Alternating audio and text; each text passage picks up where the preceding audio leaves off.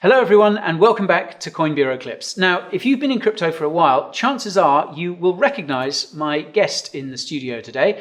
Jessica Walker has worked in crypto for the best part of a decade. Many of you may remember her making content at places like CoinMarketCap, Be In Crypto and Bitpanda as well. And Jessica, I mean, you've worked all throughout the industry, right? I have. I've been in crypto and reporting on crypto for 8 years now, which has been quite a journey. So yeah, thank you for having me, Guy. It's a pleasure. It's a pleasure. Both of us are based in Dubai at the moment. I think we're about the only people in town, aren't we? Sweltering right now. Summer in Dubai, guys, I don't recommend it. Winter is the time to come, but summer is like a sauna. Yeah. So basically, we're the only two crypto people left in Dubai. So we thought this is a good time to get together and chat about all things crypto. So Jessica, I'm fascinated because not many people, I think it's fair to say, have worked in this industry for as long as you have. As you say, I mean, you're coming up on a decade now. So I guess, how did you first hear about crypto and then come to work in it? Show my age now. So I actually started more from the traditional financial side of things. I was a broadcast journalist working out of Geneva for a Swiss bank, a Forex trading bank. And what was really interesting was Geneva in 2015 was extremely pro-crypto. Zug was just getting set up. So there was a lot of people that I was interviewing on a regular basis from the TradFi side of things that suddenly were coming to the studio and saying they'd set up their own blockchain or cryptocurrency organization. And at the time, Zug was really progressive with accepting cryptocurrencies as for payments for like setting up bills and contracts. Vitalik Buterin and the Ethereum Foundation were working outside of Zug at the time. So there was a crypto narrative that was definitely brewing in Switzerland more than in other European countries. So it was really just the right place at the right time. And I did my first round of interviews on the blockchain behind Bitcoin technology back in 2015. I actually didn't buy any Bitcoin back then, which I still kick myself for, when you look back and you're like, I wish I did. There was one organization and event that was hosted in Geneva. And I remember my company was behind the event. John Matonis from Bitcoin Association was hosting, and Bitcoin was $500 at the time. And I remember vividly saying to my colleagues, I'm not going to buy any because it's just too expensive. It's just that little bit too pricey. And, if you had a kind of crystal ball and you could look back. But it was a really interesting time because I was working in the traditional financial side of things. First of all, you are able to understand how money works to a certain extent. And you're also able to see some of the benefits that cryptocurrency, particularly Bitcoin at the time, has compared to the likes of the TradFi space. So it really was the right place at the right time. And then as I was moving along in my career, I was in India on a business trip in 2016 in November. And actually at the time, Prime Minister Modi had put a cap on low denomination banknotes. Oh, yeah. Yeah, I remember that. Yeah. Yeah, and it was in a bid to clean up the illegitimate banknotes that were in circulation. And he did this as an overnight move. So we landed in India at the time. We were filming out of Mumbai. And there was no cash in the ATMs. There was people queuing for 6-7 hours to get into the local banks to change their old banknotes for new. Wow. It meant that cash-driven companies and businesses, small businesses, had to close their shop because they couldn't accept old banknotes. They couldn't offer change of the new banknotes. It was too valuable. So I was already able to see how decentralized currencies would add a huge advantage to the everyday people. It was things that kind of felt systematically unfair. Before Brexit, which we were familiar with, there was Grexit. So Greece was on the brink of a bailout, and citizens were reporting that banks were just not open on certain days.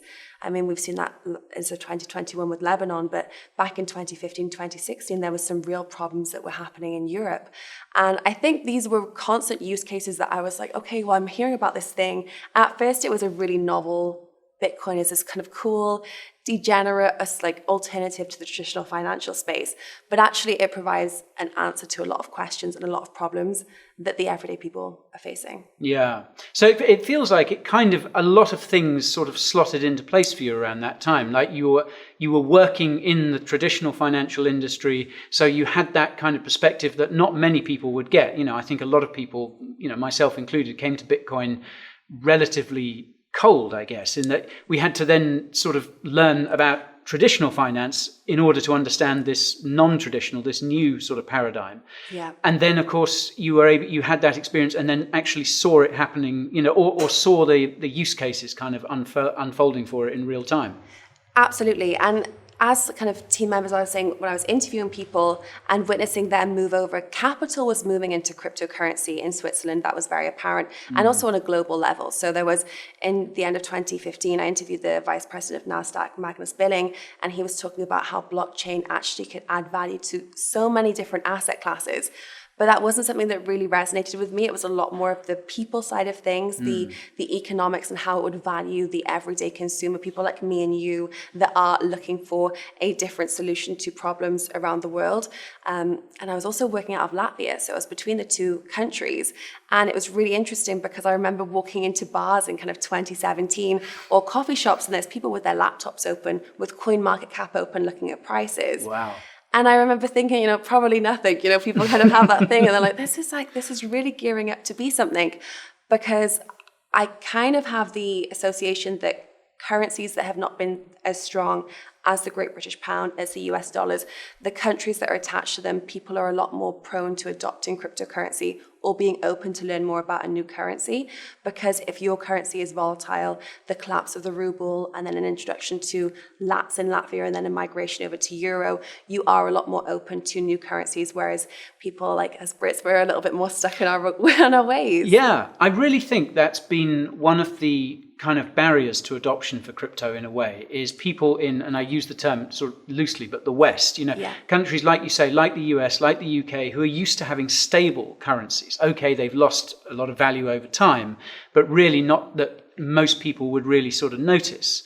So I think crypto can be a bit of a hard sell in that sort of respect, because people are going, well, why do we need a different currency anyway? But as you say, someone in a different country, particularly perhaps in Eastern Europe, in former communist countries as well, can go, well, yeah, but we know what it's like to have a currency that can be worth X one day and very little, even less the next. So yeah, I get that must have given you some useful perspective on the whole thing. Absolutely. And I actually so I stayed working in this Forex bank and was the token cryptocurrency journalist for another 2 years until 2017. And I was able to go to some amazing conferences. I made it my mission to go to as many events as I could, interview as many people. I went to St. Petersburg in Russia in October or November 2017, before that first big bull, my first bull market cycle. And I just remember thinking it was so interesting. We were so early. There was myself and a crypto gentleman called Miko Matsumura, who were the only two non-Russian native speakers. Wow. And we kind of looked at each other like, we don't know what's going on either. But one of the guests that turned up was the internet advisor to Putin, with around 6 or 7 security guards. And that was another moment where I thought, holy moly, this is a really big thing that no one's talking about yet. I really felt like it was such an early, exciting adventure that people were moving into, and it wasn't being spoken about. Mainstream media wasn't fully in play yet. The crypto media platforms were still coming up and emerging. Yeah. And it was just such an exciting time. And we make quite a lot of the fact that institutions are getting interested in crypto now, and things like BlackRock spot ETF application, things like that. But actually, from what you're saying, like traditional finance people, people who understand the sector, have actually been kind of interested in crypto for quite a long time, or they've been at least aware of it. Absolutely. And I think that's something which is really important for retail users to know when we talk about market cycles, and if people are looking in or outwards at crypto, and not just institutional investors, but I think also governments. And what's interesting is actually small countries that are looking to welcome in foreign investment have also been very pro-crypto. So 2019 was a really good example. I relocated to Malta. Malta had a crypto-friendly framework open for regulation. The president of Malta was very pro-crypto, very crypto-friendly, and Binance were looking to relocate to Malta as well. And she actually kind of welcomed, it was the time I met CZ. She welcomed us to the presidential palace in Malta. And that was quite an interesting, novel concept, because it's a small country that doesn't really have much capital flows apart from tourism as an industry. Yeah. So setting up a crypto-friendly framework is really kind of appealing. The Prime Minister of Antigua and Barbuda at the time had also set up citizen golden visas that you could pay in Bitcoin. Oh, wow. And that was 2019. So that's such an interesting thing because you're seeing pro-crypto, but not just crypto as in a CBDC, which is what we're talking about at the moment, but we're seeing pro-Bitcoin governments that are small. And we've seen that carry through with El Salvador in 2021. So that is a big indicator that crypto is here to stay despite market conditions. Yeah. Gosh, it's amazing, isn't it? You talk about 2019 and it feels like so long ago. Yeah. And I guess in crypto terms, so much has happened since then. This industry has a weird, it plays with your sense of time, I think. So, 4 years actually seems like 8, or, and 8 years seems like forever. Yeah. A lifetime can pass, and there's all the jokes of the crypto memes, and it's like how I feel 4 years in crypto. And it is true because so much does happen. And I think also with mainstream media, there's a lot of FUD, there's a lot of kind of fear mongering that will go along. I got my mum into crypto in 2019, and she will occasionally send me a mainstream media article from the UK news outlets, which is like, crypto is dead, crypto's crashed, and she will just put, "Are you okay?" And I'll have to respond, "Yes, mum, I'm fine. Don't listen to it, it's all okay," maybe with 8 question marks at the end of her question. Like, it's okay, it's not as bad as you think. Sorry to interrupt you folks, but I have to let you know about the Coin Bureau deals page. My team and I have been able to pull together some of the best promos and discounts in the whole crypto space. We're talking trading fee discounts of over 50%, thousands of dollars in bonus airdrops, amazing deals at top exchanges, reduced prices on hardware wallets, and much, much more besides. So just go to coinbureau.com/deals, also linked to below, and find the promo suited to you. Enjoy the rest of the video. One of the things that gets in talking about the FUD that your mum so kindly sends you, I think there's still very much this sense that crypto is a kind of Wild West industry. That's a phrase you hear so often. Yeah. Do you, with your experience in the industry, do you think that still holds, or has the industry matured as such in the time that you've been in it? I think it's a really good point. I would hope that the November 2022, the FTX downfall really has put a full stop at the end of the question of, is crypto still a Wild West industry? I think what we have seen, which was unfortunately a lot of people fell victim to FTX and also the downfall of the 100 plus companies that FTX was affiliated with. But the outpour from that is a further underline, highlight in bold that self-custody is so important. And we saw hardware wallet sales go up on the back of the FTX news. And I'm sure your viewership as well would have noticed that people have just kind of flocked to go, we need to get more information. We need to understand how we can keep our funds safe, because it's not enough to hold crypto on a centralized platform. When it's 2020, 2021, the surge of centralized lending platforms, you could generate yield. And now people are a little bit more cautious and a little bit more afraid to experiment in that realm. Crypto is still degen. We can't ignore there is still this degen rabbit hole that comes with the cryptocurrency space. I think the further down that rabbit hole you go, the more there is going to be kind of pop-ups of newly emerging companies where it is hard to vet where you're looking to put your assets, where the company's team members are from. You can kind of source back to who is the founding team members, where the funds are going. But at the same time, the more degen you go, the more likely it is to be further decentralized if you are looking to kind of purchase tokens on a DEX and hold them in self-custody. So there's kind of a right and a wrong to both of what we've seen with the industry moving forward in shaking off this Wild West reputation. We can't ignore the institutional interest, as you've mentioned, that is coming on board. And I do think the news that we've seen recently with Ripple and the SRC, that's also further underlined that we can't go back to that Wild West landscape. We're so far evolved from that. Yeah. We're looking at right now Binance with the SEC. We're looking at a lot of large cryptocurrency companies that do have the capital, the investment, and also the energy to work to make sure that they are operating in the kind of smoothest way possible for their users. And these are not small amounts of users. These are huge organizations. The industry has grown significantly in the last few years.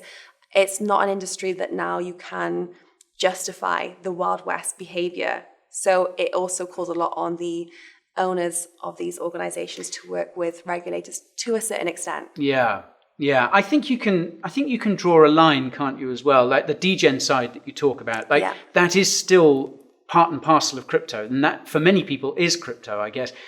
And I guess that kind of falls towards the individuals. Like there are always going to be people who want to go down that path. Yes. And I guess there are always going to be services and platforms that kind of evolve to let them do that. But I guess the industry itself, the wider industry, has kind of, well, it really must learn the lessons of everything that you spoke about, especially kind of November 2022, the end of last year, when everything seemed like it was collapsing. So I guess there's room for both kind of points of view, isn't there? But the industry itself, it does feel to me like it's at a turning point, and I think probably the next few months are going to reveal whether it's kind of gone down that route that it needed to go down, yes, or whether we're all sort of going to have to learn these hard lessons all over again. Like there's going to be, something else shiny and new is going to come along, and then everyone's going to go, "Oh, isn't this great?" And then it's going to collapse, and loads of people are going to lose their money, and we're like, "We just didn't learn, did we?" Yeah, let's hope that doesn't come to pass. And also in terms of, where we are now, we're kind of deep in bear market territory. Some people would say that we're starting to come out of it.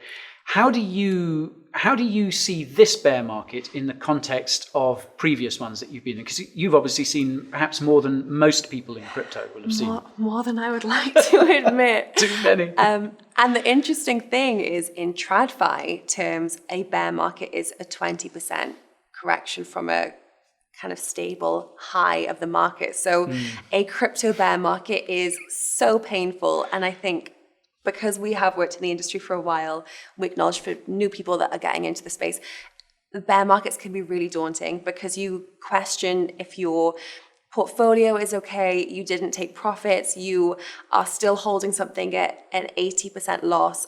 The 2018 bear market, we saw Bitcoin down 83%, Ethereum down 93%. And there are times where you think, what if everything just goes to zero? You might be holding a smaller cap coin that you don't know the existence. They've not had any product updates.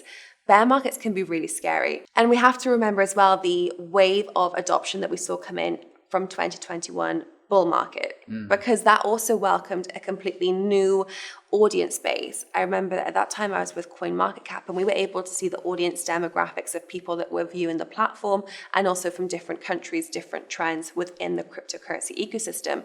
And at one point, CZ actually had tweeted out, CoinMarketCap was the 58th most viewed website in the world. Wow. At 2 billion hits a month across different languages.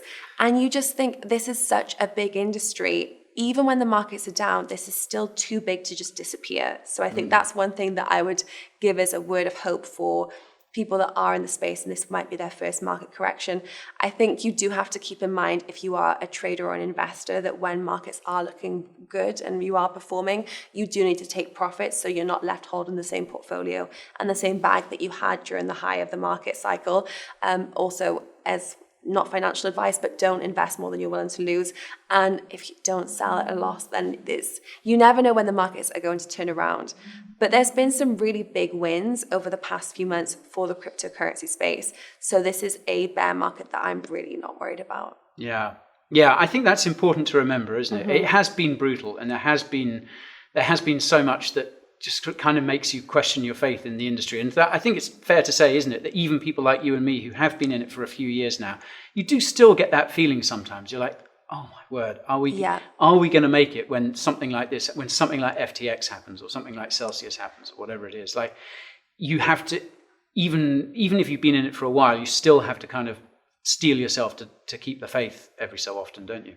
And the fact that prices have rebounded from that is testament in itself. And then we have seen the SEC give Ripple the green light. It's a really big testament that we are still moving in a way which is pro-cryptocurrency, and it is kind of moving in advancements that will help the space be better and be stronger next time. I do think the fact that we are seeing the SEC move now at a rate slightly faster than we have seen the past 4 years, I must admit, does have something to do with FTX. I think they have said, you know what, we were not vigilant enough in previous years, and we need to change that. And whether people can be pro how they're moving or against it, what we are seeing is actionable points that are making the industry shape up in a faster way. And everything is with the objective to protect retail investors. Yeah. I think that's important to remember, isn't it? Like, I think I was talking with Michael Tabone recently of Cointelegraph, and I think it was him who said, like these people working at the SEC, yes, Gary Gensler and people like that, the crypto industry has a real problem with him and perhaps some of the other people at the top there. But actually, most people working at the SEC, they are trying to do that. They are trying to protect investors, and it's not just about trying to squeeze the life out of this young industry. A lot of it is fueled by the desire to make sure that people don't get fleeced, people don't get scammed, or by these individuals, and also seemingly legitimate companies as well. So there is. I think we can lose sight of that often people on both sides, if you like, are actually pulling in the same direction to an extent.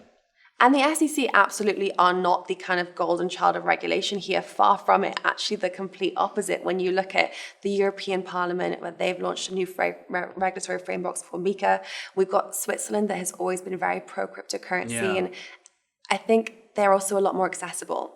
And that was a big lesson that the SEC learned, was that they were not accessible enough for the likes of Coinbase. They did not have open doors for cryptocurrency organizations that wanted to ask questions to improve. And there were different countries that were more willing to work with cryptocurrency entities to improve that overall user focus and be able to move forward in a way that was suitable for them and for the end user. So across the board, I mean, globally, we do follow what the US is doing because it's such a big market. But actually across Europe, we're here in Dubai. Dubai is very pro-cryptocurrency for the right reasons, but it is also strict when it comes to things that you cannot promote. And that has been given the thumbs up by a lot of organizations here. There is a reason there's a lot of cryptocurrency companies that are based out of the United Arab Emirates. Yeah. It's moving in the right direction. Just sometimes it can feel very, very slow, and then it kind of speeds up, and then it slows to a crawl again. It can be a bit frustrating. But so moving on, something I wanted to ask you as well, like in terms of your experience and how long you've been in the industry. What are your kind of highlights of the last few years working in crypto? Are there any that kind of really stand out? There are, and I think it's more kind of team-based actually, rather than industry milestones or achievements that would benefit the industry as a whole.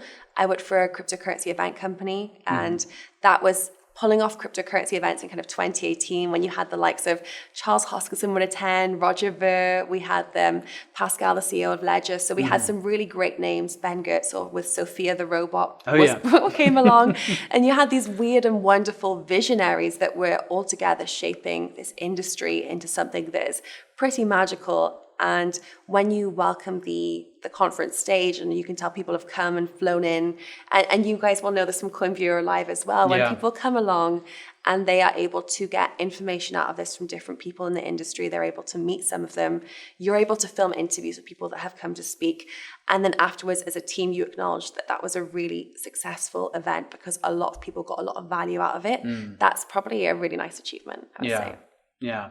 And flip side of the coin, what have been your worst experiences in crypto, or the ones maybe the negative ones that you'd rather either forget or that you learned something from? Or there's definitely been mistakes in the industry. I think one thing to acknowledge, that even with a decentralized industry, there are central points of failures. So I mean, we've spoke about kind of the BlockFi, Celsius, FTX side of things. I was previously with a company called Fluid Finance as well. And after I left, the centralized point of failure was the CEO. He had a court case against him. Employees were not paid for several months. Funds were held in the centralized element of the organization. And it just shows that one bad apple actually can disrupt a really strong team, a good product with solid banking partners. And I think that is probably the biggest kind of disappointment to date. But to that, it is that my Telegram and Twitter is open for people that do have any questions or have been impacted in some way. And then it also just underlines why kind of self-custody is so important in this industry, because it is a really horrible thing when you have people that have lost money and people that have put time and energy into projects and platforms. And that is a pain that stays for a long time in the industry, and it takes a long time to shake off. Yeah, for all the talk of decentralization, for all the, that we want to move away from these single points of failure, that is unfortunately still a thing, isn't it? And you've had experience of that, and obviously, things like FTX and Celsius are shining examples of that. So to talk about something more cheerful, or maybe not so cheerful, can I ask what your portfolio looks like at the moment? You certainly can. It's actually... If that's not a personal question. It's not a personal question. And actually, it's probably quite a boring answer, so I do have to. So I am a majority Bitcoin and Ethereum holder. That makes up probably around 75% of my portfolio. Okay. Split 50-50. And then I kind of have exposure to Solana, Matic, Arbitrum, some chilies as well. And I think that's about it, actually. I've dabbled in some meme coins pre-sale as of last week. Okay. So I will let my Twitter know whether that was an absolute failure and the money has disappeared. It was more a social experiment because I thought, you can't have been watching meme coins for the last year, 2 years and not invested in any of them. I never invested in Dogecoin, which is probably why I'm not retired on an island now at this point, celebrating life, still grinding away, guys. But I am a very kind of long-term investor rather than trader, and I do kind of follow market cycles, and it means I can sleep soundly at night, so I'm pretty content with my portfolio. Yeah, that's a pretty classic bear market portfolio, I think. It is, right? Yeah. So just a couple of other things I wanted to ask. First of all, you've mentioned a few times that you've kind of spoken to people. You've done quite a lot of interviews in the crypto space.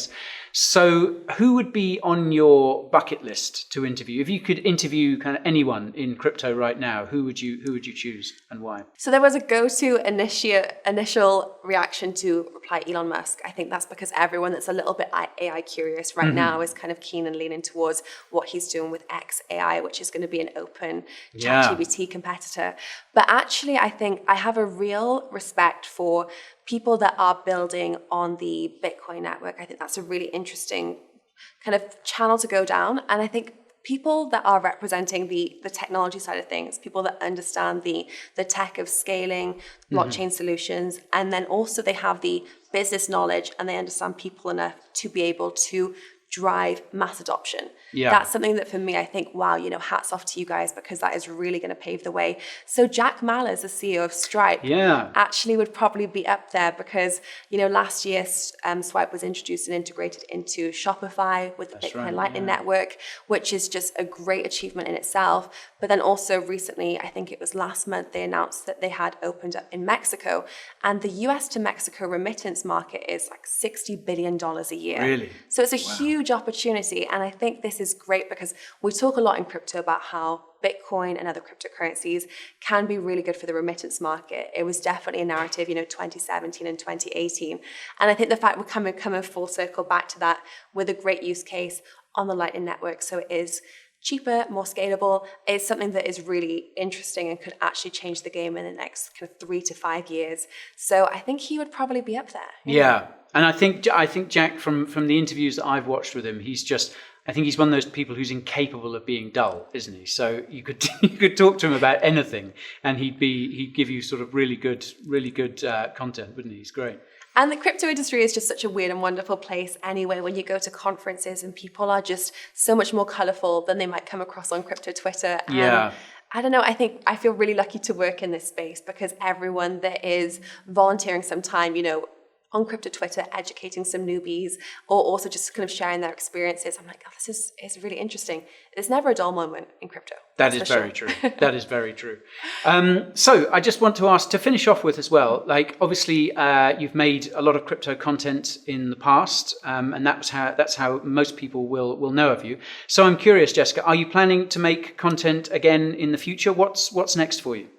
I love making cryptocurrency content. I think it's something that is such a hobby at this point that it does not feel like a working job. It's amazing to watch the industry grow. I think there is nothing quite like when people will message you on Twitter or LinkedIn and say, your interview or your content really helped me in the space or helped me get exposure to crypto. So it's such a pleasure to work in the space. So I'm really excited to say that I'm looking to get back into the cryptocurrency content space. So we'll have to wait and see. We will, absolutely. Well, there you are, folks. You heard it here first. Jessica, thanks so much for talking to me today. It's been great, and it's always so fascinating to hear from people like you, who've been in this industry for so long and have this wonderful kind of long-term perspective on it. And you've worked in so many different facets of it as well. And I'm glad we could finally do this. So thanks for coming in. Thank you. Thank you so much for having me. It was great to catch up. A pleasure. A pleasure. I will leave some links down in the description where you can follow Jessica. You're on Twitter, aren't you, and various other platforms? Yes, absolutely. Yeah. Okay. So keep a lookout for those folks. Keep a lookout for some more content from Jessica coming soon. And thank you very much for watching. See you again.